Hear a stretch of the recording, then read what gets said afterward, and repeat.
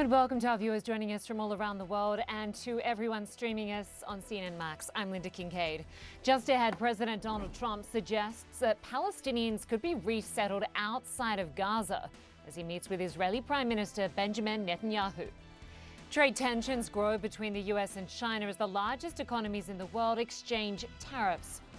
And Australia bans Chinese artificial intelligence model DeepSeek from all government devices.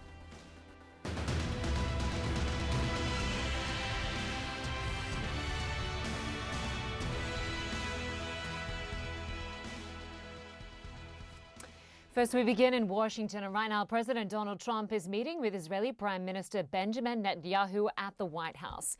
We are waiting on a news conference between the pair at any moment, which we will bring to you live. Both leaders are discussing Gaza, Iran, and the normalization of relations between Israel and Saudi Arabia. A short time ago, Trump expanded on his idea that Palestinians should be relocated outside of Gaza. Speaking alongside the Israeli Prime Minister, Donald Trump said Palestinians had no alternative but to leave. I don't think people should be going back to Gaza. I think that Gaza has been very unlucky for them. They've lived like hell. They lived like you're living in hell. Gaza is not a place for people to be living. And the only reason they want to go back, and I believe this strongly, is because they have no alternative. What's the alternative? Go where? There's no other alternative. If they had an alternative, they'd much rather not go back to Gaza and live in a beautiful alternative that's safe. Well, ahead of the meeting, President Trump also signed an executive order authorizing a tough approach towards Iran, meant to prevent Tehran from acquiring nuclear weapons. We will see whether or not we can arrange or work out a deal with Iran, and everybody can live together, and maybe that's possible, and maybe it's not possible. So I'm signing this, and I'm unhappy to do it, but I really have not so much choice because we have to be strong and firm, and I hope that it's not going to have to be used in any great measure at all.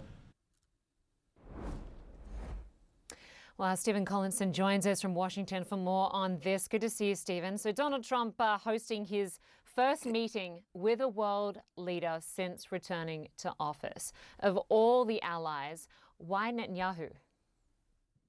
I think it shows the big ambitions that President Trump has in the Middle East in his second term. Not only does he want to get all the hostages out of Gaza and to end the war, he wants to create this normalization agreement between Israel and the Arab states, which would transform the region and act as a bulwark against Iran. And you heard, even in some of his rather saber-rattling language about Iran, even talking about how he'd like to do a deal with the Islamic Republic. So this is all about what Trump wants to get accomplished in his second term, despite the rather somber historical precedents, and that is why I think Netanyahu is the first world leader to visit him in the Oval Office. We did hear from Trump's national security advisor, who said that rebuilding Gaza could take some 15 years. We also heard from the president's Middle East advisor, who said there are some 30,000 unexploded munitions in buildings that could tip over at any moment. And in the last hour or so, we heard from Donald Trump saying that people in Gaza, if they had a choice, would not return there. Is that what Netanyahu wants to hear? Well, the Israeli Prime Minister could hardly keep the grin off his face during that exchange in the Oval Office. That's because it is exactly what he wants to hear. Netanyahu is under pressure from far-right factions of his own government. He can now go to them and say, look, I am the guy you need to deal with Trump. I got this concession out of him about Gaza in the Oval Office during my trip, and that could be used by him to solidify his government. But to see a United States president advocate what would be the forcible expulsion of more than 1 million Gazans from that territory is an extraordinary moment. It is something that would be, some people have said, tantamount to ethnic cleansing. It would establish a precedent that authoritarian states would use to expel other populations around the world, and it would probably be in contravention of international law. And of course, the Arab states have said that this is not possible. Jordan and Egypt do not want hundreds of thousands of Palestinian refugees, more Palestinian refugees. They fear this would create great instability.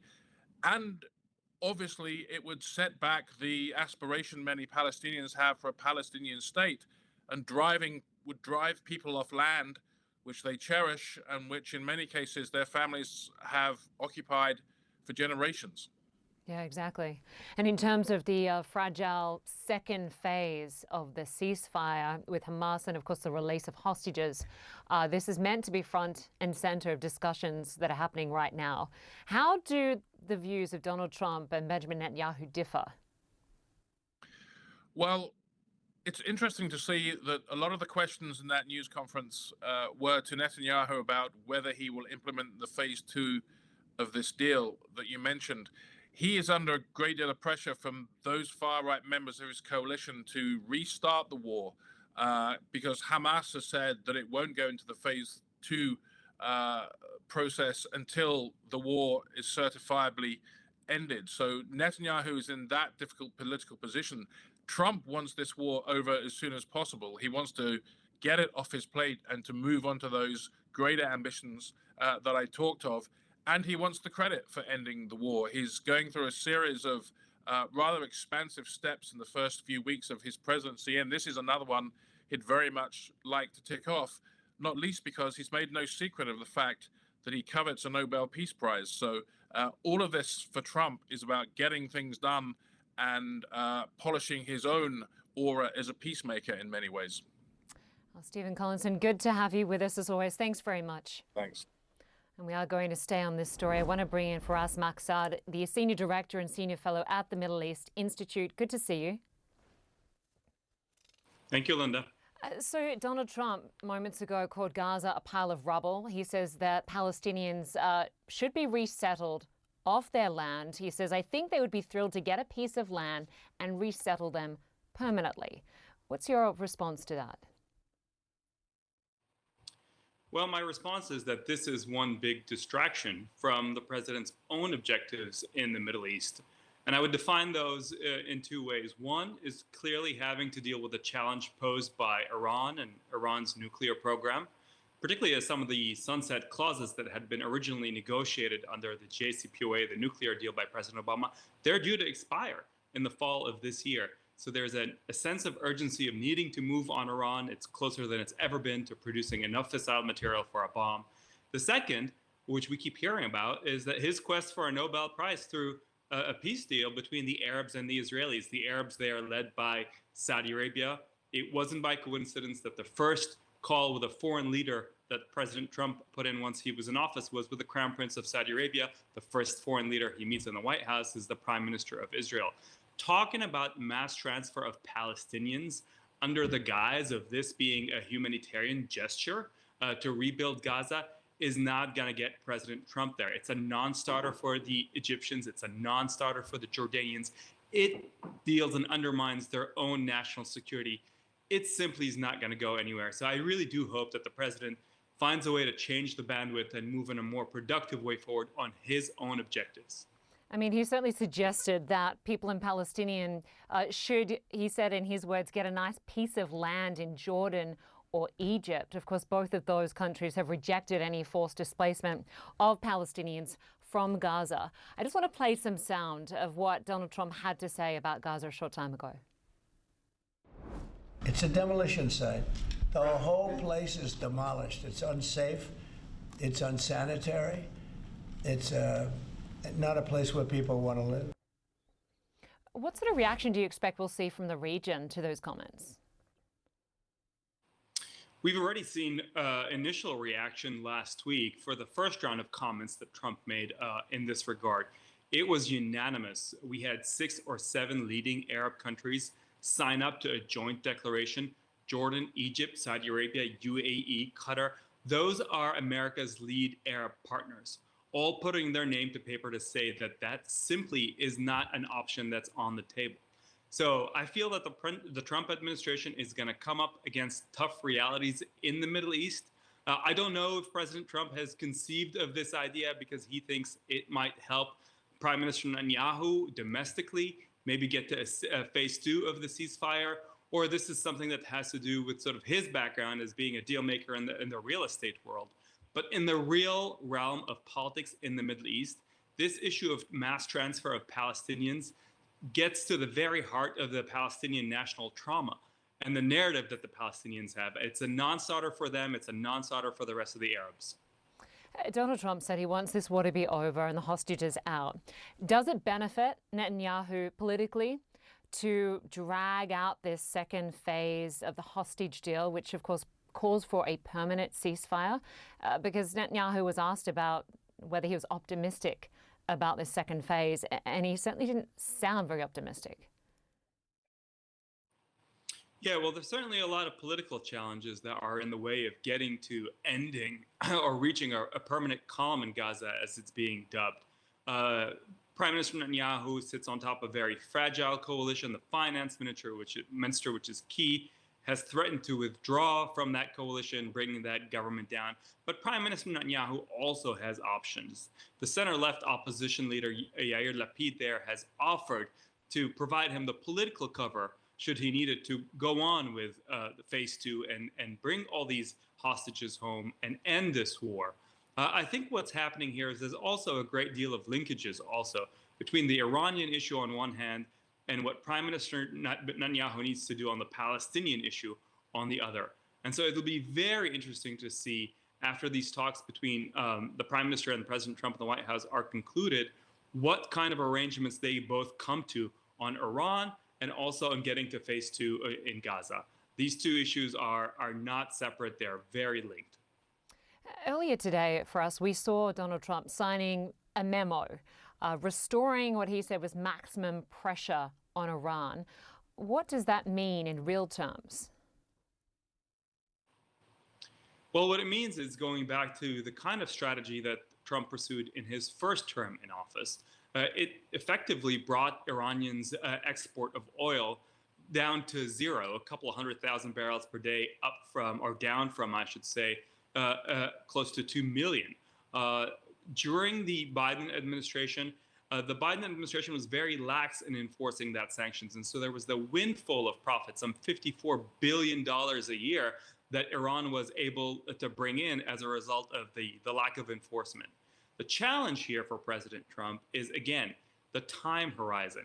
We have sunset clauses that are due to set in by October, sometime in the fall of this year. For maximum pressure and sanctions to be effective, this is something that will need to play out over years. He wasn't, in fact, able to move Iran in the first Trump administration to get it politically to where he wanted it to be, for it to make the concessions that he wanted. So there are some real tough questions on how to deal with Iran, and particularly that there is a window right now where Iran is very vulnerable. Its air defenses are down, given the last round of Israeli actions, and experts tend to think that you've got a 6 to 9 month window to act against Iran's nuclear program before they rebuild their air defenses. So this is going to be a critical area to watch from here between now and the fall of this coming year. We heard this week from US intelligence who believe that Iran is seeking to build a cruder atomic weapon that could be developed quickly if Tehran leadership wanted. What more can you tell us about that? Yes, that was a very interestingly timed leak and article in the New York Times, just as the Israeli Prime Minister is set to discuss these issues with President Trump. It's obviously very concerning. Every American administration has committed itself to prohibit Iran, to stop Iran from achieving that the nuclear weapon. It does not allow Iran to strike at Israel, this kind of a crude bomb that they seem to be talking about or seem to be reporting about in that article. But it would very much mean that Iran then becomes part of the nuclear club of nations. And I think that, again, emphasizes my point that time here is of essence and that there is a very limited window to try and deal with the Iranian nuclear challenge. President Trump, very clearly, we heard today, prefers to have leverage and to exercise that leverage through economic sanctions in a coercive diplomatic process that gets Iran to essentially accept curbing its nuclear program and some of its malign activities in the region. However, it's no guarantee at all that that kind of coercive diplomacy might work, and there's a closing window for military action that Israeli Prime Minister Bibi Netanyahu very much would like to undertake. Firas, Maksad, always good to get your analysis. Appreciate your time today. Thanks so much. And of course, we are awaiting that press conference from US President Donald Trump and the Israeli leader Benjamin Netanyahu. We will bring you that live when it happens. Well, still to come, key votes in Washington for two of President Trump's most controversial cabinet picks. We'll tell you how Robert F. Kennedy Jr. and Tulsi Gabbard fared.